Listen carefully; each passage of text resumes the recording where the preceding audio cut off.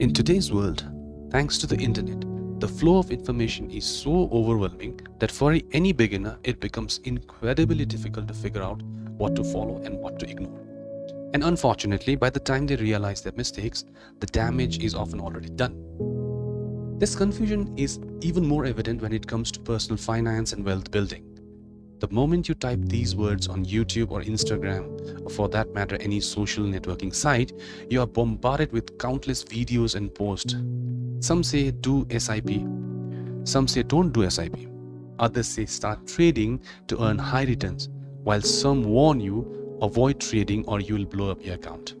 The result? Total confusion. And by the time a beginner gains some clarity, they have already lost a good amount of money. So what should we do? In this video, I'll share some ideas, or you can call it a strategy, that I personally followed when I started out. I still follow it today, and it has helped me minimize the financial mistakes I could have made otherwise. Hey guys, welcome to FinsetWealth, where we discuss money, savings, investments, and wealth building in a no-nonsense, real-world way. When I began my journey towards financial independence, and yes, I'm still on that path, I realized that there were too many variables to track, and how much SIP to do, how much to save, where to invest, and so on. But above all, I realized that unless I built the right attitude and mindset towards saving and investing, nothing else would matter. Think about it like flying a plane. You have probably seen how many analog meters and instruments a cockpit has, all managed by computers. Now imagine you are the pilot, but without all those systems, you have to monitor everything manually on your own and still make the right decisions. What's the likely outcome? Of course, disaster, right? It's the same with personal finance. If you try to manage too many moving parts without clarity, consistency becomes impossible. And then add to that noise from all the online so-called experts and gurus, it just gets more complicated. So what did I do differently? I followed the strategy of one of the greatest investment minds of all time, the late Charlie Munger. He had a principle he called reverse thinking or inversion. In his words, quote unquote, all I want to know is where I'm going to die, so I'll never go there. So instead of focusing on how to succeed, he emphasized focusing just as much or even more on how not to fail. So how does reverse thinking work? Instead of asking, how can I get rich? Ask yourself, what do people do that makes them go broke? So that, how can I avoid that? Or instead of asking, what should I do to build wealth?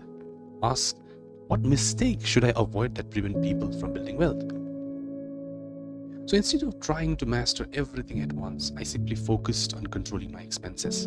Because let's face it, if you can't control what goes out, you'll never be able to grow what stays in.